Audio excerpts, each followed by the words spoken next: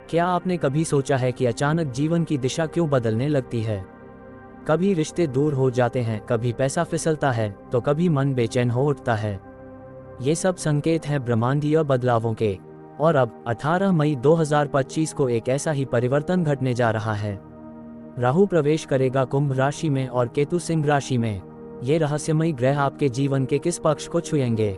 आपके करियर को, आपके रिश्तों को, या आपकी आत्मा को? आइए जानते हैं इस अद्भुत गोचर का आपकी राशि पर क्या प्रभाव पड़ेगा विस्तार से।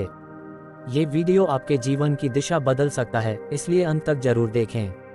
आज हम विशेष रूप से बात करेंगे तुला से मीन राशि तक अंतिम 6 राशियों के जीवन में इस गोचर से क्या बड़ा परिवर्तन आएगा। सबसे पहले बात करते हैं तुला राशि या लिब्रा के लिए राहु और केतु का गोचर प्रभाव के बारे में। तुला राशि के लिए राहु पंचम भाव में और केतु एकादश भाव में गोचर करेगा।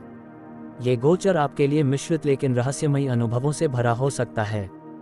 पंचम भाव में राहु की उपस्थिति आपकी बुद्धि, प्रेम संबंधों, संतान और रचनात्मकता को रहस्यमय बना सकती है। आप कुछ नया सीखने, कोई विदेशी ज्ञान या तकनीकी कौशल में रुचि लेने लग सकते हैं। आपकी बुद्धि बहुत तेज चलेगी, लेकिन उसका उपयोग किस दिशा में होगा ये राहु की चाल पर निर्भर करेगा। प्रेम संबंधों में आपको भ्रमित करने वाली स्थितियां आ सकती हैं। राहु यहाँ मोह, आकर्षण और उत्तेजना की स्थिति बनाएगा, जिससे आप किसी ऐसे व्यक्ति की ओर खींच सकते हैं जो आपके लिए उचित नहीं है। विवाहित जातकों को संतान की चिंता रह सकती है, या संतान के व्यवहार में अचानक परिवर्तन दिख सकता है। वहीं केतु का एकादश भाव में गोचर ये दर्शाता है कि आपके लाभ, मित्र और सामाजिक दायरे को लेकर थोड़ी निराशा हो सकती है। पुराने मित्रों से दूरी या अलगाव संभव है। आप समाज से थोड़ा कटे कटे महसूस कर सकते हैं, परंतु ये समय आध्यात्मिक लाभ और अहंकार त्याग की ओर संकेत करता है। नेक्स्ट, आपके लिए विशेष सुझाव। 1. किसी भी नए प्रेम संबंध में उतरने से पहले पूरी समझ और परख करें। 2. संतान से संवाद बढ़ाएं और उन्हें समय दें। 3. ध्यान, जप और मंत्रों का अभ्यास लाभकारी होगा। 4. किसी अनुभवी व्यक्ति से मार्गदर्शन लें। आइए अब बात करते हैं वृश्चिक राशि या स्कॉर्पियो के लिए राहु और केतु का गोचर प्रभाव के बारे में। वृश्चिक राशि के लिए राहु चतुर्थ भाव में और केतु दशम भाव में गोचर करेगा। ये गोचर आपकी घरेलू स्थिति, मां, प्रॉपर्टी, वाहन आदि को लेकर चिंताएं बढ़ा सकता है। राहु चतुर्थ भाव में मानसिक अशांति, असंतोष और अस्थिरता ला सकता है। आप कोई नया घर खरीदने या बदलने की सोच सकते हैं, लेकिन राहु भ्रम और फिजूल खर्ची बढ़ा सकता है। घर के माहौल में किसी सदस्य से मतभेद या दूरी संभव है। केतु दशम भाव में आपके कर्म, करियर और सामाजिक छवि को रहस्यमयी बना देगा। आप अपनी नौकरी या पेशे को लेकर उपेक्षित या अनदेखा महसूस कर सकते हैं। जो काम आप कर रहे हैं उसमें मन नहीं लगेगा, या फिर अचानक से कोई बड़ा बदलाव आ सकता है, जैसे स्थानांतरण, उच्च अधिकारियों से मतभेद या मनचाही पोस्टिंग का न मिलना। ये गोचर आपको अंतर्मुखी बनाएगा, जिससे आप भीतर की यात्रा करेंगे और कर्म के गहरे अर्थ को समझने की कोशिश करेंगे। कुछ लोग नौकरी छोड़कर स्वरोजगार या अध्यात्म की राह भी पकड़ सकते हैं। नेक्स्ट, आपके लिए विशेष सुझाव। 1. मां के स्वास्थ्य का ध्यान रखें। 2. प्रॉपर्टी निवेश सोच समझकर करें। 3. करियर में स्थिरता के लिए संयम से काम लें। 4. रोज सूर्य को जल अर्पित करें और ओम के केतवे नमः का जप करें। अब बात करते हैं धनु राशि या सैजिटेरियस के लिए राहु और केतु का गोचर प्रभाव के बारे में। धनु राशि के लिए राहु तृतीय भाव में और केतु नवम भाव में गोचर करेगा। ये गोचर आपके लिए साहस, संघर्ष और नए अवसरों से भरा हो सकता है। राहु तृतीय भाव में आपके भीतर अपार ऊर्जा, आत्मविश्वास और प्रतिस्पर्धा की भावना बढ़ाएगा। आप किसी भी चुनौती का डटकर सामना करने के लिए तैयार रहेंगे। साहसिक निर्णय, नया व्यवसाय, मार्केटिंग या सोशल मीडिया में कार्यरत लोगों के लिए ये समय अत्यंत अनुकूल हो सकता है।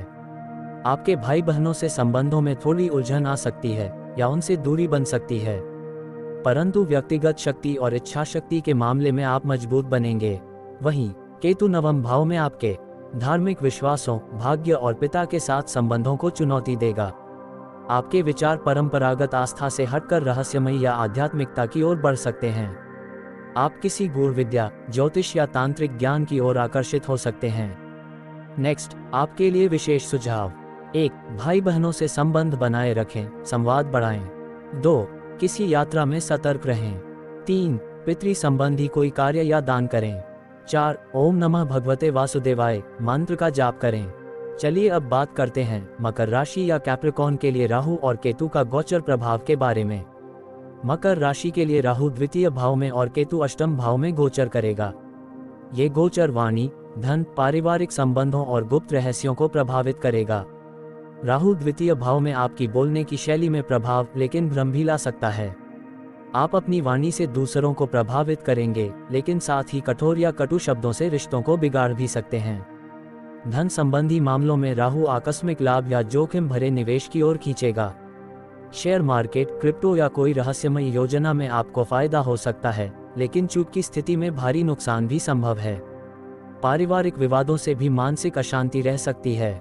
केतु अष्टम भाव में आपको रहस्यमय अनुभव, जीवन और मृत्यु के रहस्य, गूढ़ ज्ञान, शोध, तंत्र मंत्र या ज्योतिष की ओर मोड़ सकता है। कुछ जातकों को अचानक कोई शल्य चिकित्सा या शारीरिक कष्ट का सामना करना पड़ सकता है। नेक्स्ट, आपके लिए विशेष सुझाव। 1. वाणी पर संयम रखें। 2. कोई भी निवेश सोच समझकर करें। 3. गुप्त शत्रुओं से सावधान रहें। 4. महामृत्युंजय मंत्र का जप अत्यंत लाभकारी होगा।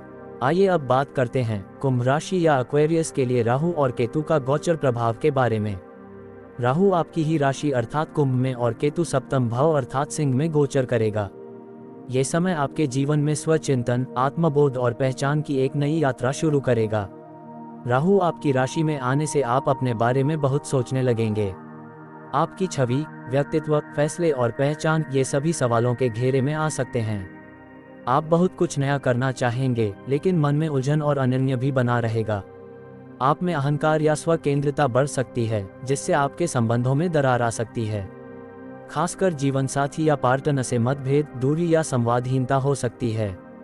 केतु सप्तम भाव में आपके वैवाहिक जीवन या बिजनेस पार्टनर के साथ समस्याएं ला सकता है। आप एकांत चाहते हैं, लेकिन पार्टनर संवाद चाहता है। यह असंतुलन रिश्तों में खिंचाव ला सकता है। नेक्स्ट, आपके लिए विशेष सुझाव। 1. खुद को बदलने की जल्दबाजी न करें। 2. जीवन साथी से संवाद और समझ बनाए रखें। 3. ध्यान और आत्मचिंतन से राह मिलेगी। 4. ओम राहवे नमः और ओम हम केतवे नमः का जाप करें। अब बात करते हैं मीन राशि या पाइसिस के लिए राहु और केतु गोचर प्रभाव के बारे में। मीन राशि के लिए राहु 12वें भाव में और केतु षष्ठम भाव में गोचर करेगा। ये गोचर आपकी अंतर्मन की यात्रा, विदेश से जुड़ी योजनाएं, खर्चे, नींद और शत्रु बाधाओं से जुड़ा होगा। राहु 12वें भाव में आपकी विदेश यात्रा, प्रवास, ऑनलाइन कार्य और गुप्त कर्मों की ओर आकृष्टि बढ़ाएगा। ये समय रचनात्मक, रहस्यमयी और थोड़ा आंतरिक संघर्ष से भरा हो सकता है। आपके खर्चे अचानक बढ़ सकते हैं या कोई ऐसी स्थिति आ सकती है जहां आप धन फंसने या धोखे का शिकार हो सकते हैं। नींद में कमी, अनजाना डर या अवसाद भी महसूस हो सकता है। केतु षष्ठम भाव में आपके शत्रु, रोग और कर्ज संबंधी मुद्दों में उतार चढ़ाव ला सकता है। आप गुप्त शत्रुओं से परेशान हो सकते हैं, लेकिन अगर आपने संयम और बुद्धिमानी रखी तो यही समय आपको विजयी भी बना सकता है। नेक्स्ट, आपके लिए विशेष सुझाव। 1. विदेश से जुड़ी योजनाएं पूरी जांच के बाद करें। 2. नींद और मानसिक स्वास्थ्य का ध्यान रखें। 3. गायत्री मंत्र और महामृत्युंजय मंत्र का जाप करें। राहु और केतु छाया ग्रह हैं, ये दिखते नहीं पर असर गहरा छोड़ते हैं। यदि आपने इस गोचर के रहस्यों को समझ लिया, तो न सिर्फ आने वाले संकटों से बच सकते हैं, बल्कि उस दिशा में भी बढ़ सकते हैं जहां भाग्य आपका इंतजार कर रहा है। आपकी राशि पर इस गोचर का अनुभव कैसा रहेगा? कमेंट में ज़रूर लिखें और किसी प्रश्न या समस्या के लिए भी हमसे साझा करें। वीडियो को लाइक करें, सब्सक्राइब करना न भूलें और इस ज्ञान को अपने चाहने वालों तक पहुंचाएं। आपके जीवन में ईश्वर की कृपा सदैव बनी रहे। जय श्री हरि।